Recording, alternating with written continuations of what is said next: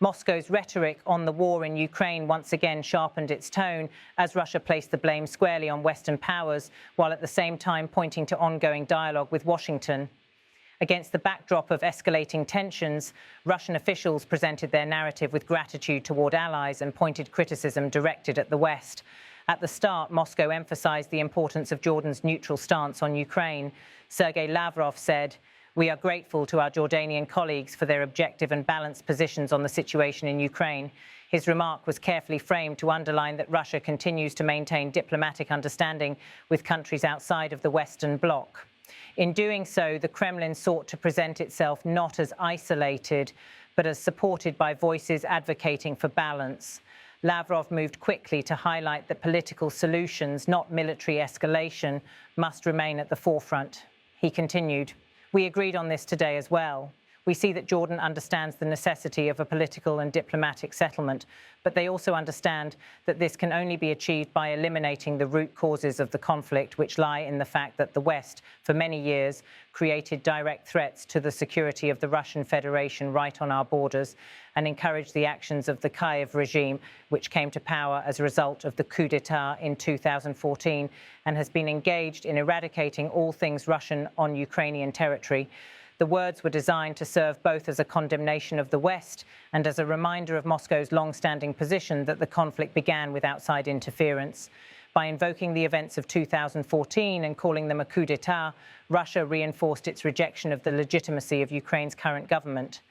It was also a way of framing the war not as a sudden act of aggression by Moscow, but as the inevitable consequence of what it sees as Western meddling and hostility.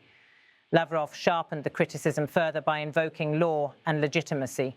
He added, blatantly violating its own constitution, which requires ensuring human rights, including linguistic and religious ones, and violating numerous international conventions. With these words, Moscow claimed that Ukraine itself has failed in respecting basic freedoms, particularly in regard to Russian speakers and religious communities linked to Moscow.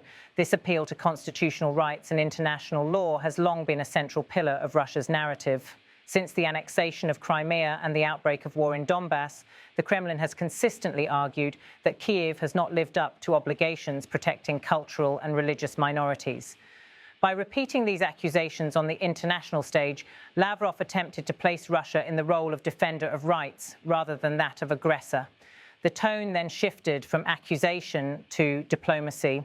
Lavrov underlined that communication between Moscow and Washington has not disappeared, even amid one of the deepest rifts in decades. He stated, "We informed our guests about the dialogue that has recently intensified between the leadership of Russia and the United States in the context of efforts to achieve a just settlement of the situation in and around Ukraine.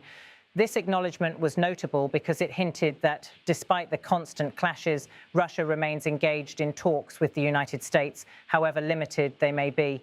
For Moscow, reminding the world that Washington is still part of its diplomatic equation strengthens its claim to relevance and influence."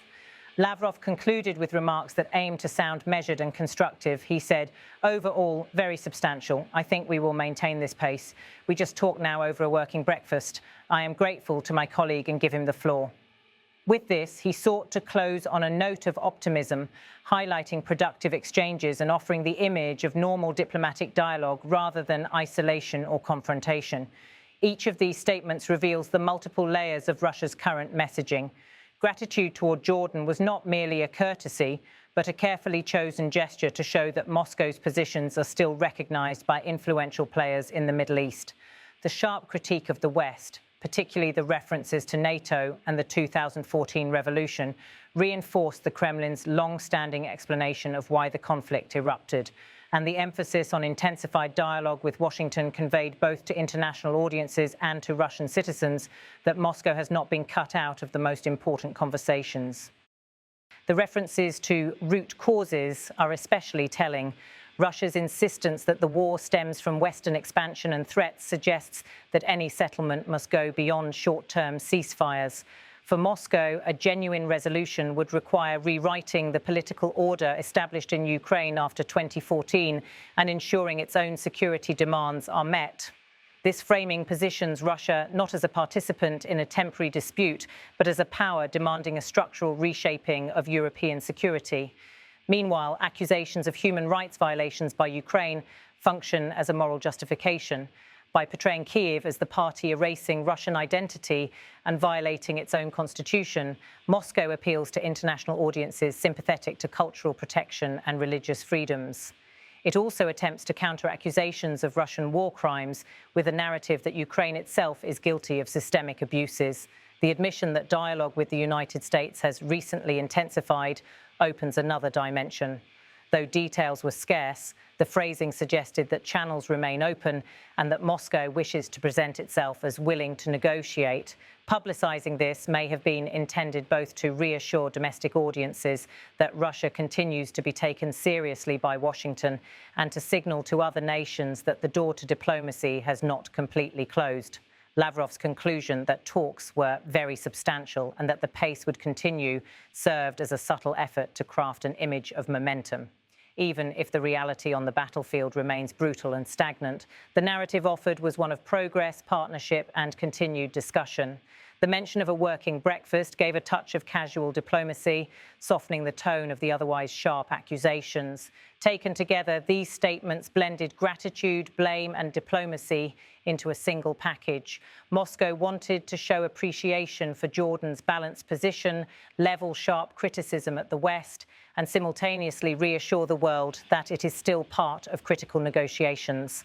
In doing so, it tried to balance the dual message of strength and openness, strength against Western hostility, openness in dialogue with partners and adversaries alike.